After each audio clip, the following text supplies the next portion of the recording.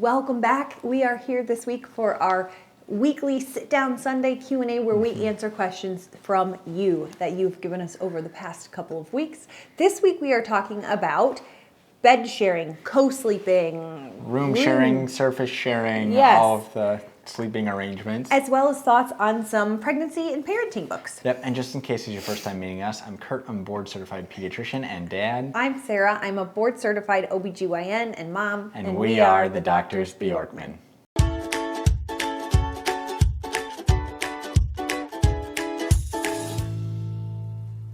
So, starting out, our first question comes from Annie Chen, and she says, "Hello doctors, can you please talk about the research on co-sleeping with your baby, pros and cons, and is it safe?" This is a great question. There's a lot of variables here. I'm going to try to kind of go through them, the highlights point by point, and then maybe we'll have to do a full episode on this in the upcoming weeks or months as we get to it. The first thing, the term co-sleeping, I'm just going to say we're not going to use that for the description of this because co-sleeping, oftentimes when people think about co-sleeping, they think about sleeping in the same bed with a child, but really the term co-sleeping actually just means sleeping in the same room as. And so to try to be a little bit more clear in our language, we want to say surface sharing or bed sharing, where like a care provider and the infant is sleeping on the same surface. So this could be in a bed, a couch, a chair, any of those places. And then room sharing, which is where parents are sleeping on a different surface than the child in the same room. Got it. So surface sharing, co-sleeping we're just gonna is not different. We're not okay. Yeah. Bed sharing or surface sharing is kind of what we're thinking about. Versus room sharing. Okay. Now the American Academy of Pediatrics actually has some really good recommendations on this that is backed up by lots and lots of studies. We'll try to link those in the description below if you want to go and look at some of the original research and literature yourself. The data in terms of these things. So there's actually a decreased risk of sudden infant death syndrome, meaning that it's less likely that your infant will have sudden infant death if the parent is sleeping in the same room as your infant up through 6 months of age. And so for this reason, the AAP actually recommends room sharing up to 6 months. Keep baby in your room until 6 months is the AAP's recommendation. Yep. Okay. Now, and we've shared how like we started the sleep learning for our own child in that 4 to 6 month range. And so the biggest risk for sudden infant death syndrome is really between kind of 2 weeks and like 2 months of life, up to 4 months of life is kind of the biggest high peak window. And so for us, we felt like that was relatively safe, but it does happen in children, unfortunately, up to a year of age.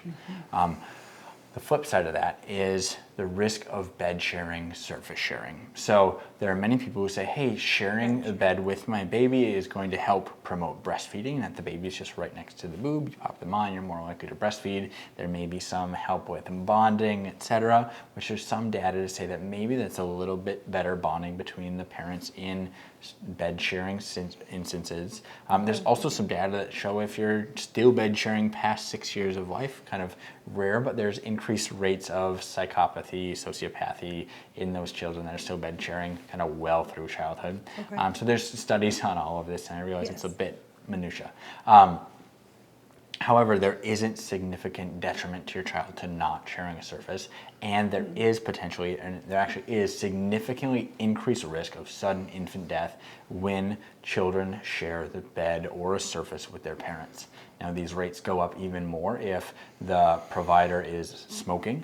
Some of that could be that there could be some issues that happened if mom was smoking during childbirth or during pregnancy that kind of increases the risk of maybe having some issues, but also even just after birth, if the parent, 1 and or 2, increases the risk of that. Any illicit drug use, marijuana use, and alcohol use all significantly increase that risk. If both care providers are in the same bed with a child, smoke, and have had 2 or more drinks, that risk of sudden infant death goes up to 20, 50, or more than 100 times depending on the study that you look at. So these are all good reasons to avoid bed sharing if you can, because it's really just a setup to be a dangerous instance where like you're in the same surface as your infant. Maybe you're sleeping heavily, maybe because you've been working hard, or because you're just a parent of a new baby and you're exhausted. But then if you add things like drugs, tobacco, or alcohol to that, it just really increases the risk And so something that we strongly recommend you work to avoid. They've got like kind of surfaces next to, like you can have a bassinet right next to the bed, or other things that try to hopefully help like your relationship with your child, that you can still be close and can help kind of foster some of those breastfeeding relationships, keeping you close, making it easier to do that midnight cares. But please, separate surfaces for their safety and reducing the risk of sudden infant death. Yes. There's really good data that rates of sudden infant death have really dropped precipitously in the 90s and early 2000s with having babies sleep on their backs on a flat surface that is all their own. And so that's something that there's good data to support, that safe sleep practices make a big difference. Yes, I think it would be remiss not to say that sometimes bed sharing happens. Absolutely. Right? Like there is what is perfect and safest and lowest risk and all of these things, but then there is also real life and being a new parent. And there are recommendations from different, not AAP, organizations in terms of ways to make bed sharing as safe as possible. Yep. And so, which I think is really important too, in that like we understand that you are Yes. human just as we were human and still are human, and that there are times where you are exhausted and your baby is just there and you may be tempted by that. Things that I would strongly recommend if that's something that you end up in, again, avoiding alcohol, avoiding substance use, avoiding tobacco. Any blankets in the bed should be far away from the child.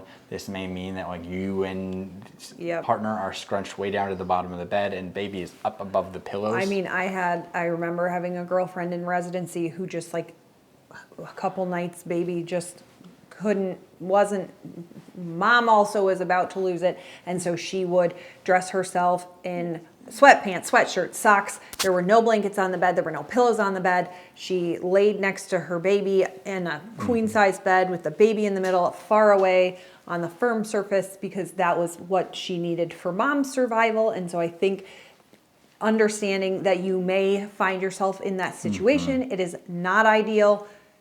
Read the things that make it safer to do that and try to limit it and make it as temporary as possible, but do it as safely as you can. Yep, and again, key things that Sarah said there that I think are good to point out, like the bed, if hopefully where they are is relatively firm, like even soft mattresses, if they roll over face down, can be a difference. Make sure they're sleeping on their backs, and then no blankets, pillows, anything near them that could potentially get in front of their face, or no place that they could roll their face up to, like the wall or the headboard or something that could cause them to have a lot of rebreathing of what the air they're breathing out. Right. So it's almost midnight. I'm doing some last minute edits on this. For those of you who didn't know, we like shoot and film all of our stuff and edit it all just in a room in our house. It used to be actually in our baby's nursery where we'd shoot these. But I was watching some of this video and I realized that, you know, some of you who are watching this may be in a spot where you feel like, hey, I just can't get my baby to sleep anywhere but next to me. I need something just to help us get some sleep. How do I do this safely? And maybe you were looking for this video to give you some reassurance on that. Maybe you're limited in space or what other reasons. So we're gonna try to link some resources about if you have to surface share, ways to make that as safe as possible. Of course, we mentioned some of those, avoiding alcohol or other illicit substances during that might impair you. It might cause you to sleep extra heavy and not notice things, but also want to, as we said, like try to keep the baby away from blankets. But even like looking through some of the American Academy of Pediatrics literature, a quote from their document that they say that was just put out in 2022 says, parent-infant bed sharing continues to be highly controversial. Electrophysiologic and behavioral studies offer a strong case for its effect in facilitating breastfeeding.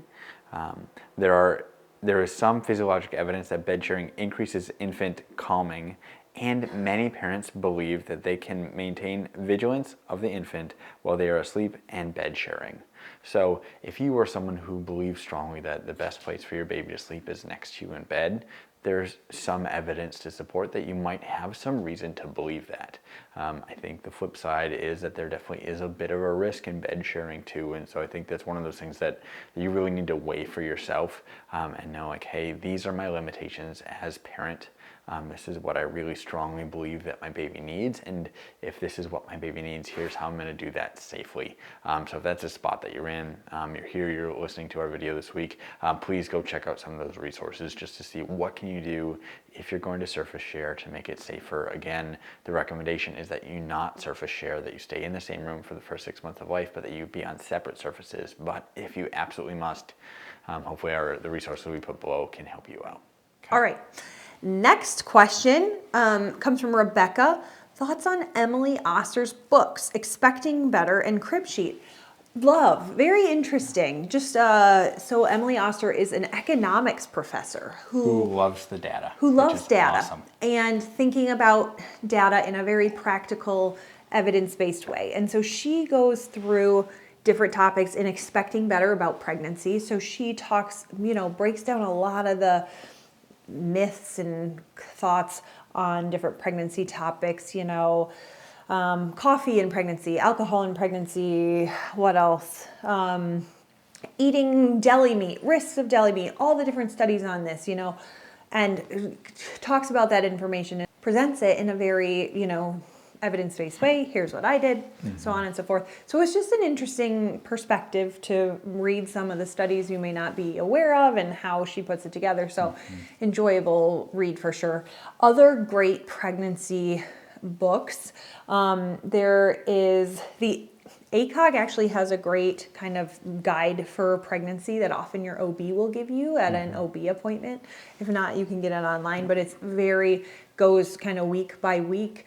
Things to think about that's helpful. And we actually use that for a lot of our resources when we went through our initial first time through pregnancy week by week too. Indeed. It was a lot of great information. Yes. The old book, What to Expect When You're Expecting, also kind of goes week by week. There's a much more updated and contemporary version that is done by Motherly. It's a website community kind of online called Becoming Mama. Yeah. And that is a wonderful also week by week guide. I was the medical editor for that and wrote some things for that. I think it's also a wonderful resource for when you are going through your pregnancy to have. Really a really nice holistic approach to pregnancy and early motherhood, and seems like a great resource from even a dad to look at and read.